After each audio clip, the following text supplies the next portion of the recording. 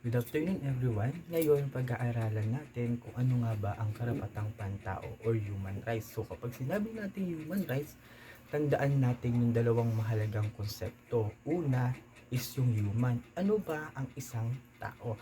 Pag sinabi natin human class, tandaan natin na ang tao ay may physical characteristics such as nose, mata, utak, at buhok. Ibig sabihin, lahat ng mga karakteristik na yun ay makikita lamang sa tao. Kapag sinabi naman natin rights, these are the entitlements na kahit kanino o kahit sino ay hindi makukuha sa atin. Like for example, kung sinapag-usapan natin ng education and that is our entitlement, ibig sabihin kahit gamitin man natin ang education o hindi, kahit sino ay hindi yun makukuha sa atin. Now ngayon, pagsamahin natin yung dalawang konsepto na binanggit natin. Una is yung human and then yung rights. So kapag sinabi natin human rights, these are the rights that we have simply because we are human. So ibig sabihin, ito yung mga karapatan na nagdi-distinguish sa atin o nagdi-differentiate sa atin pagdating sa mga hayop, kasi ito yung mga karapatan na sa tao lamang natin makikita o ang tao lamang ang mayroon. Now ngayon, yung mga human rights na yung class, tinatawag din o yung human rights ay tinatawag din supreme rights. Bakit nga ba supreme rights? Kasi tandaan natin na kapag human rights ang pinag-uusapan, it is the mother of all rights. Sabi nga 'di ba ni Attorney Chel Jokno that the human rights is the great equalizer of all. Bakit niya nasabi yun? Kasi tandaan natin na kapag human rights ang pinag-uusapan, lahat ng mga karapatan dapat ay lagi at lagi magbabase kanino?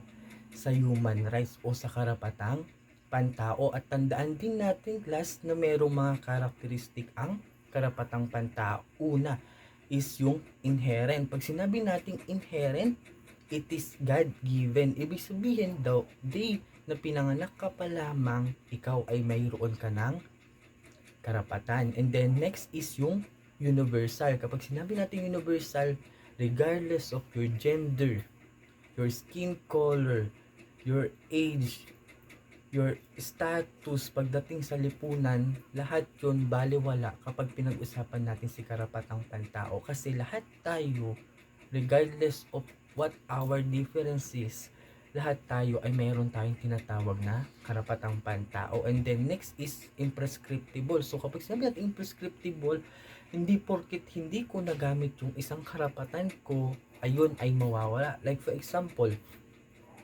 hindi ako nakapag-aral ng ilang taon, ibig sabihin ba wala na akong karapatan para mag-aral?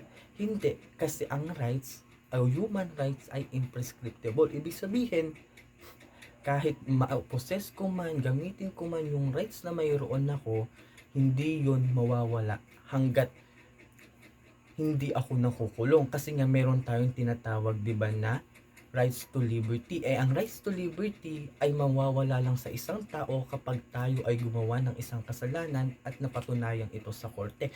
Ngayon, pag-aralan naman natin yung rights according to sources. Una is yung natural rights. Kapag sinabi nating natural rights, it is the God-given rights. So, ibig sabihin from the word God, ito ay galing pagdating pa lamang nung may pagkapanganak pa lang sa atin. Ibig sabihin, it includes the right to be happy. 'Di ba? Hindi naman kailangan ng batas or ng constitution para magsabi na mayroon kang karapatan para maging masaya.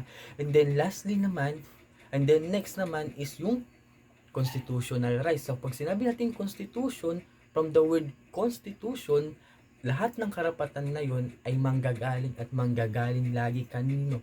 Sa constitution. And then lastly is the statutory rights. So kumbaga sa relationship, dapat magkakaroon muna kayo ng label para magkaroon kayo ng karapatan. Sa statutory rights naman, dapat may batas bago kayo magkaroon ng karapatan. Like for example, the right to vote, dapat mayroong batas muna para magkaroon ka ng karapatan na bumoto. And ayun lamang, thank you.